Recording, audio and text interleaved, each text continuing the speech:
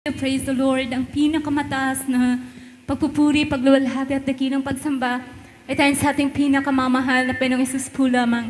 Aking pong pinapabot ang paggalang sa ating mga minamahal at ginagalang mga mahal na magulang sa mahal na Panginoon sa patuloy na pag-alaala sa mga mabubuting turo at aral ng ating beloved Honorable Evangelist Pastor Willie Estrada Almeida and beloved Honorable Assistant Pastor Lina C. Almeida, sa lahat po ng mga beloved preachers, beloved workers, sa inyo po mga minamahal, isang pinagpalang umaga po sa bawat isa sa atin. Hallelujah. Nagpupurit, nagpapasalamat po ako sa ating pinakamamahal na Panginoong Hesus na muli po aking maihahayag ang kabutihan ng ating pinakamamahal na Panginoong Hesus. Hallelujah. Balikan ko po lamang po na year 1990 po nang masave po ang aking beloved parents po sa banal na gawain na to, na talagang ang buhay po ay magulo po mga minamahal nung mga panahong wala pa po sila sa gawain ito. Ngunit nung makilala po nila ang ating pinakamamahal na Panginoong Hesus, nandun po yung kapayapaan na pinagkaloob ng ating pinakamamahal na Panginoong Hesus sa puso't isipan. Hallelujah. At kumbaga, dati po mga minamahal na naging laman po ng hospital ang aking mga, naging laman po sila ng hospital po kasi yung mga kapatid ko po na talagang mga sakitin po.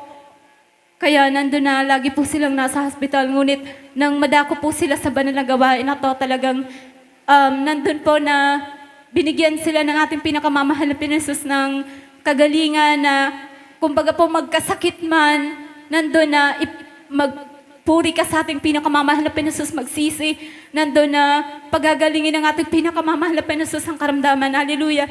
Kaya pinapasalamatan po yan sa ating pinakamamahal na Panginoong Hesus, at pasalamatan ko lamang po mga minamahal na sa akin lamang pong buhay, mga minamahal, talagang grabe ang aking natamong kabutihan ng ating pinakamamahal na Panginoong Hesus, na talagang this year po, mga minamahal, talagang magte-31 na po ako. Sabi ko, mahal na Panginoon, yung 31 years na yan, sabi ko, wala akong maalala na pinabayaan mo ako, mahal na Panginoon. Sabi ko, 31 years na ng kabutihan mo sa buhay ko. Hallelujah. Napakabuti ng mahal na Panginoon. Nandun na,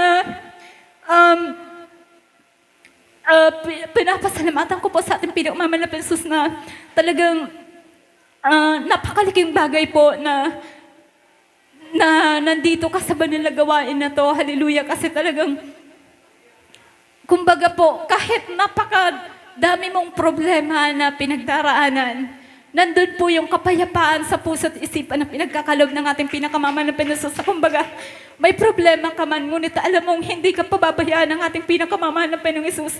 Hallelujah. Kahit pinapasalamatan ko po ang bagay na yan sa ating pinakamamahal na Panginoong Hesus. At balikan ko lamang po mga minamahal na talagang totoo pong pinagpala po tayong lahat kasi nandito na po yung banal na gawain. Dati-rati po mga minamahal, talagang ang hirap pong makadalo po kasi wala pong service, at kung meron na po napakaliit na, dati po mga minamahal, nakikisakay po lamang kami sa tricycle po nila Brother Eli po, na talagang yung tricycle po nila punong-puno po yan mga minamahal, na ang dami-dami po naming nakasakay. May mga, minsan po may uling pa yan na ilang sakong uling or mga panggatong po. Talagang napakabuti ng ating pinakamamahal na Panginoong Hesus, dahil yung mga tao din po yan, mga minamahal, totoong pinagpala ng ating pinakamamahal na Panginoong Hesus. At pasalamat din sa mahal na Panginoon dahil talagang wala na tayong mairarason pa na hindi tayo makarating sa banal na gawain, dahil talagang inilapit ng ating pinakamamahal na Panginoong Hesus ang kanyang banal na gawain, na talagang walking distance na lang po sa bawat isa sa atin, na wala na tayong mararason pa na hindi tayo makarating sa kanyang banal na gawain. Kahit pinapasalamatan ko po yan sa ating pinakamamahal na Panginoong Hesus, at pasalamatan ko rin po sa ating pinakamamahal na Panginoong Hesus ang patuloy po na kalakasan na pinagkakalob sa akin na ating pinakamamahal na Panginoong Hesus. Kasi po mga minamahal, talaga nung dati na minsan nga po yung isang tabong tubig, hindi ko na po yan mabuhat po mga minamahal. Minsan nga po, hindi nga po minsan, pinapaliguan na lang po ako ng aking mahal na ina kasi hindi ko po kayang paliguan yung sarili ko. Hallelujah. Pag naalala ko yan, mga minamahal, talagang naiiyak ako sa kapatihan ng mahal na Panginoong Hesus. Hallelujah. Na kapag nakita ko yung sarili ko, na nakatayo ako dyan, nagpupuri, Grabe yung pasasalamat ko sa mahal na Panginoon. Hallelujah. Napakabuti ng ating pinakamamahal na Jesus na binigyan niya po ako ng kalakasan. At nandun po yung kagalingan na pinagkalob sa akin ng ating pinakamamahal na Panginoon Jesus. At pinapasalamatan ko rin po sa ating pinakamamahal na Panginoon Jesus na sa patuloy niya pong pagpaprovide ng aming mga pangangailangan na talagang dati po mga minamahal, talagang hirap po sa buhay na may time po na pinakamamahal na Panginoon Jesus talagang meron siyang ginamit na tao na upang malakad po ng aking beloved kapatid yung mga pagkailangan niya po mga minamahal. Napakabuti ng ating pinakamamahal na Panginoon Jesus. Hallelujah. At pasalamatan ko lamang din po mga minamahal na talagang sa dati po mga minamahal sa dako ng Manila na talagang dyan po sa dako ng Quezon City po sa may Elitex po mga minamahal na talagang grabe yung pag-iingat sa akin ng ating pinakamamahal na Panginoon sa lugar na yan. May time po na umuwi ako ng madaling araw. After po ng banal na gawain na Monday na po yan ng madaling araw, mga minamahal. Habang sa aking paglalakad, wala po kasi ako masakyan dahil talagang yung mga taxi driver po, mga minamahal, ayaw po talagang pumasok sa lugar na yon kasi ang nangyayari po sa kanila, pag sumakay ka, pag hinatid po nila yung pasahero dun sa looban, pag nakababa na po yung pasahero, binabato po sila or inaabangan ng mga adik po, mga minamahal, binabato po sila or minsan hino-hold up po. Kaya ayaw po ng mga taxi driver na pumasok sa lugar na yan. So, pagdating po ng Litex, bababa na po ako dyan mga minamahal na tricycle na lang po. Pero that time, madaling araw, wala po akong masakyan na tricycle. So, ang ginawa ko po, naglakad po ako. Pero naka-uniform po ako that time. Sabi ko, mahal na Panginoon, pag-ingatan mo po ako sa aking paglalakad para tingin mo akong maluwalhati sa aking uuwian. Nandun niya po mga minamahal na habang naglalakad ako, meron pong 3 lalaki na nakasunod po sa akin. Then yung 3 lalaking yun na talagang grabe na po yung kaba ko. Ang ginawa ko po, binilisan ko yung lakad ko. Ang ginawa naman po ng 3, ganun din. Mabilis rin po yung paglakad nila hanggang sa tumatakbo na po sila, papalapit po sa akin. So, ang ginawa ko po, mga minamahal, grabe na yung sigaw ko ng hallelujah, hallelujah, hallelujah, na talagang grabe na po yung, parang buong lakas ko na pong pagsigaw ng hallelujah. Nandun po na yung 3 lalaki na yun na mahabol po sa akin. Tumakbo po, papalayo sa akin. Napakabuti ng ating pinakamamahal na Panginoong Jesus, hallelujah. At nandun niya po, mga minamahal, na dumating din po sa punto na talagang unbeliever po yung asawa ng kapatid ko po. Nagagalit po siya sa tuwing madaling araw po na umuuwi po ako kasi parang naabala po siya sa pagkakatulog. So ang ginawa ko po, tuwing madaling araw, nag-aantay lang po ako dun sa labas ng bahay ng kapatid ko na minsan po, 1 a.m. na po ako umuwi, 2:00 or 3:00 na po ng umaga. So nag-aantay po ako ng matagal sa labas ng bahay.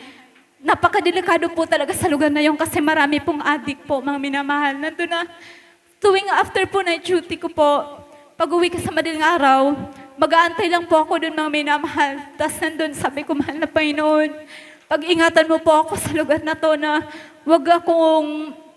walang may mangyaring masama sa akin. Napakabuti ng ating pinakamamahal na Panginoon Jesus dahil talagang yung mga adik po, mga minamahal, nandyan lang sa kalsada. Hindi po nila ako inaano or sinasaktan man lang po. Talagang napakabuti ng ating pinakamamahal na Panginoon Jesus dahil dyan nga po mga minamahal kahit 6 a.m. or 10, kahit anong oras po mga minamahal, talagang meron pong mga hino-hold up po, may mga nakawanan na nangyayari. Ngunit talagang iba po talaga tayong mga Kristiyano dahil nandun lagi ang pag-iingat ng ating pinakamamahal na Panginoong Jesus. Hallelujah! At pasalamatan ko lamang din po na October po, last year, nagkaroon po ako ng dengue na talagang sobrang, that time po, mahina pa po talaga yung katawan ko kasi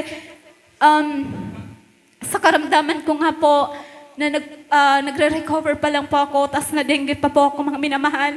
Talagang grabe po yung naramdaman ko po. Una po, sobrang sakit ng ulo ko hanggang sa nilagnat po ako.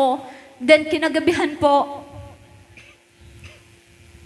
sobrang hindi na po nang nararamdaman ko, mga minamahal, na talagang sobrang sakit na po ng ulo ko na yung tenga ko po parang sasabog na po siya. Tapos yung tiyan ko po masakit, yung mga buto ko po parang maghiwa-hiwalay yan mga minamahal. Pasinsabi po sa kumakain, sumusuka pa po ako. At yung ngipin ko po mga minamahal, pakiramdam ko po, matatanggal po lahat yan. Hallelujah. Nandun that time po, brand out pa kasi kababagyo lang po nun mga minamahal, yung bagyong Kristen po, katatapos lang brand out po dito sa atin. Talagang nandun po talaga na umiiyak po ako sa sobrang sakit na nararamdaman ko dahil sabay-sabay ko pong nararamdaman yung sakit na yan. Ngunit napakabuti ng ating pinakamama na Panginoon dahil ang ginawa lamang po namin, nagpuri po sa ating pinakamamahal na Panginoon, nanalangin. Tapos nilihans po ako ng aking beloved mother po sa pangunit panalangin ng ating minamahal, ginagalang mahal na pastor.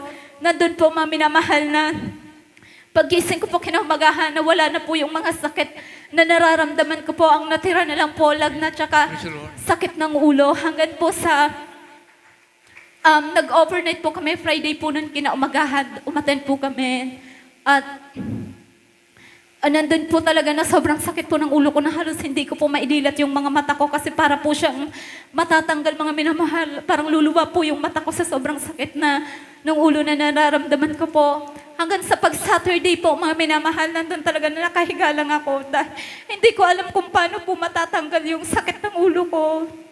Habang nakahiga ako, talagang merong nagpumulong po sa akin na sabi sa akin, manalangin ka, hallelujah. Sinunod ko po yun. Bumangon po ako sa pagkakahiga ko, nanalangin ako sa ating pinakamama na Panginoon. Nandun po na talagang pagtaas ko ng dalawa kong kamay, iyak lang po ako ng iyak. Hallelujah. Tapos sabi ko, mahal na Panginoon, baka hindi ko, ang sinabi ko po talaga, baka hindi ko po kayanin lahat. Hallelujah.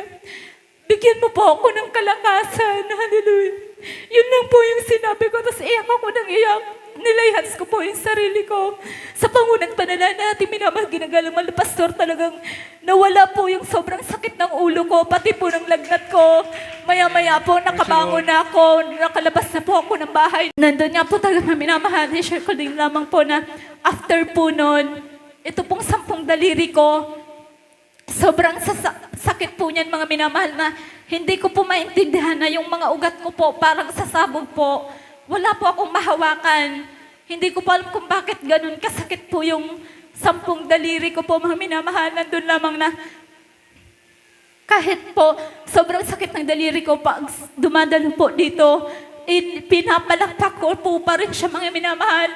Hanggang sa namalayan ko po na yung pananakit ng mga daliri ko, pinagaling na po ng ating pinakamamahal na Panginoon. Hallelujah. At i-share ko lamang din po mga minamahal na talagang yung paa ko po mga minamahal na nagmamanas po yan. Mga 2 hours po na nakaupo ako or nakatayo, nagmamanas po yung dalawa kong yung paa.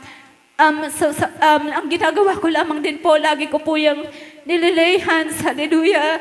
Napakabuti ng ating pinakamamahal na Panginoon dahil sa ngayon po, mga minamahal, talagang pinagaling na ng ating pinakamamahal na Panginoon. Talagang napakabuti ng ating pinakamamahal na Panginoon na wala pong kalugihan ang maglingkod sa ating pinakamamahal na Panginoong Jesus. Talagang sa anumang oras, anumang kalagayan ng ating buhay, laging nandyan po ang ating pinakamamahal na Panginoong Jesus.